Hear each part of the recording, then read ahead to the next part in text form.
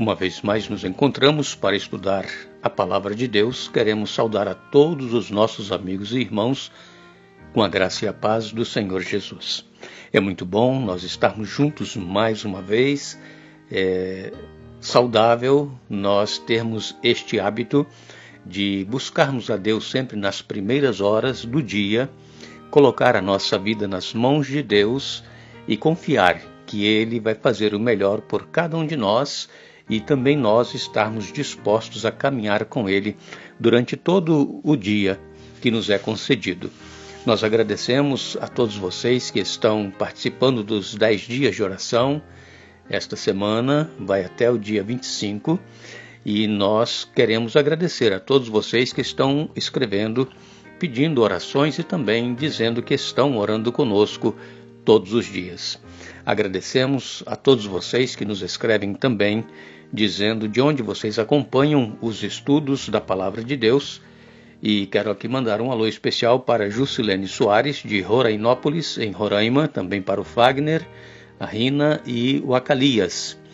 Simone, de Salvador, na Bahia, Rosa Paulucci Machado, de São Paulo, Francisca, de Salvador, na Bahia, Ronaldo, de São José do Belmonte, em Pernambuco, Gilda Regis da Silva Gontijo, de Caldas Novas, em Goiás, Celina e Aline, da Igreja de Paralela, em Salvador, Bahia. E todos os demais nós agradecemos e estaremos sempre mandando um alô para vocês.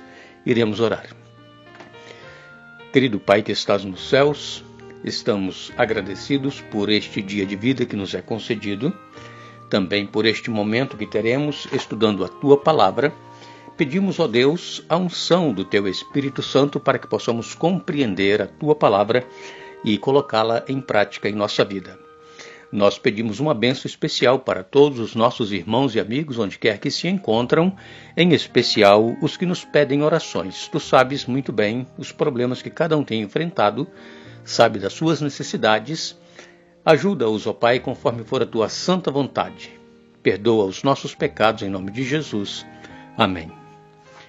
Estamos continuando o estudo que estamos fazendo esta semana e que está em Daniel, no capítulo 3, onde o rei Nabucodonosor havia mandado construir uma estátua totalmente de ouro e colocou ali no campo de Dura, na província de Babilônia, e convocou a todos para estarem lá no dia da inauguração dessa estátua e que todos deveriam se prostrar quando ouvissem a música, em reverência e adoração àquela imagem, àquela estátua que ali estava. Nós sabemos muito bem que a maioria das nações que estavam sob o domínio de Babilônia, de Nabucodonosor, eles eram politeístas, tinham vários deuses e para eles não era problema nenhum se adorar perante mais uma estátua, mais uma imagem. Mas os jovens hebreus, eles eram monoteístas, tinham apenas um Deus. Assim como nós também temos um único Deus, Criador dos céus e da terra, o Deus verdadeiro, o mesmo Deus de Israel, o Deus de Abraão, de Isaque, o Deus de Daniel, o Deus de Sadraque, Mesaque e Abdenego, é o nosso Deus. E nós também não deveremos nos prostrar diante de nenhuma imagem, nos prostrar diante de nenhum ser humano, porque a Bíblia, ela nos orienta que nós deveremos nos prostrar somente diante do nosso Deus.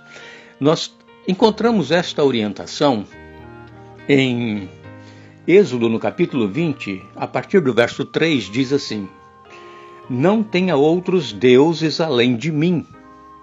Não faça para si espécie nenhuma de ídolo ou imagem de qualquer coisa no céu, na terra ou no mar. Não se curve diante deles, nem os adore, pois eu, o Senhor, seu Deus, sou um Deus zeloso. Trago as consequências do pecado dos pais sobre os filhos, até a 3ª e 4ª geração dos que me rejeitam, mas demonstram amor por até 1000 gerações dos que me amam e obedecem aos meus mandamentos.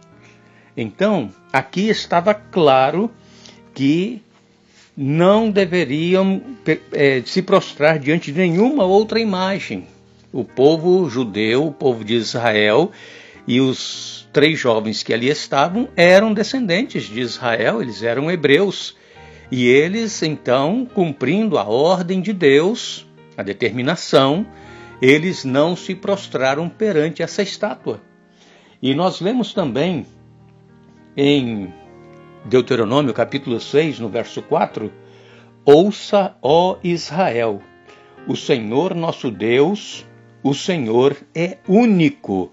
Então não existe outro Deus que nós deveremos nos prostrar, a não ser diante do Deus Criador dos céus e da terra.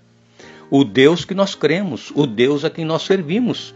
Mas muitas das vezes, pelas pressões onde nós estamos, nós somos levados, por uma razão ou outra, a fazer concessões, a abrirmos mão dos nossos princípios bíblicos e então fazermos aquilo que alguém está pedindo ou alguém está nos incitando a fazer. Por exemplo, esses 3 jovens hebreus que permaneceram de pé, que não se dobraram quando a música foi tocada, logo alguns súditos do reino foram até o rei Nabucodonosor e disseram: olha, aqueles 3 jovens hebreus, aqueles 3 que você colocou para trabalhar com você lá no palácio, eles não se ajoelharam. Vejam, logo apareceu alguém para acusar. Sempre é assim, irmãos, sempre vai aparecer alguém para apontar o dedo para nós, se nós ficarmos firmes em nossa posição de adorar somente a Deus, de fazer somente a vontade de Deus, de não transgredir as leis do Senhor. Sempre vai aparecer alguém falando: olha lá, aquele lá, está vendo? Você fez isso, fez aquilo por ele, mas ele não está fazendo o que você está pedindo. Então o rei, ele foi se enfurecendo quando ele ouviu falarem isso com ele. Você colocou aqueles 3 jovens para trabalhar com você no palácio, eles estão administrando a província de Babilônia, e eles não se ajoelharam.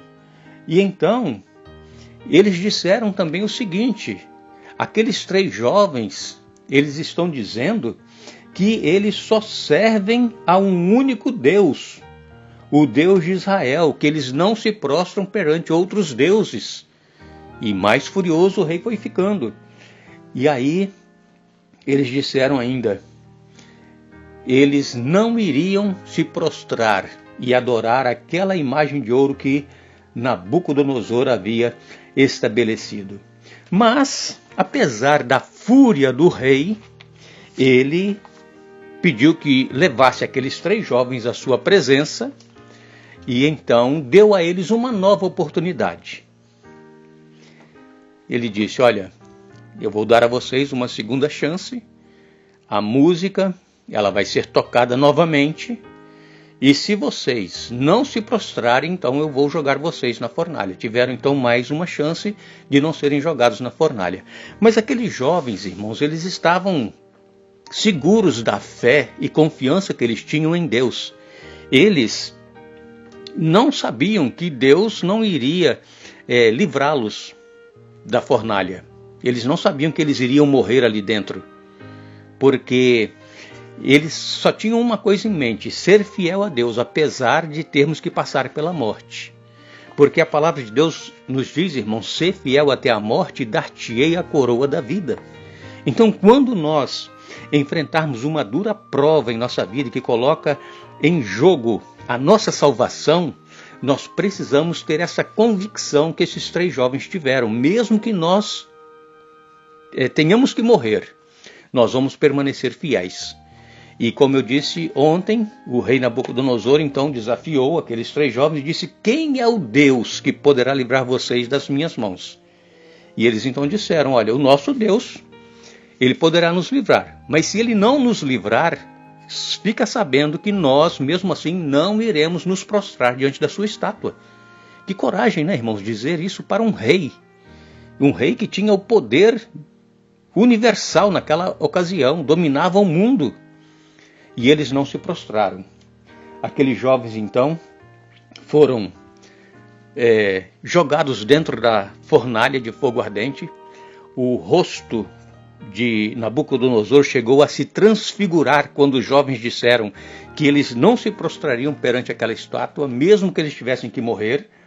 O rei, ele estava cheio de cólera, cheio de ira, estava furioso, ele não podia se conter de fúria, mas nem bem aqueles jovens terminaram de falar, o rei mandou então que a fornalha fosse aquecida 7 vezes mais, e então Nabucodonosor, como ele sempre fazia, resolvendo os problemas ao seu modo, usando força, usando o seu poder inerente ao cargo, ele então disse para que aqueles jovens fossem lançados dentro daquela fornalha de fogo ardente. E isso aconteceu. Mas, assim como nós vamos ver amanhã, que Deus esteve com aqueles jovens naquele momento de uma prova de fogo, Deus também estará conosco nos momentos mais difíceis da nossa vida, se nós nos mantivermos fiéis a Ele. Lembrem-se, nós, segundo a sua promessa, aguardamos novos céus e nova terra nos quais habita a justiça. 2 Pedro capítulo 3, verso 13. Que Deus nos abençoe.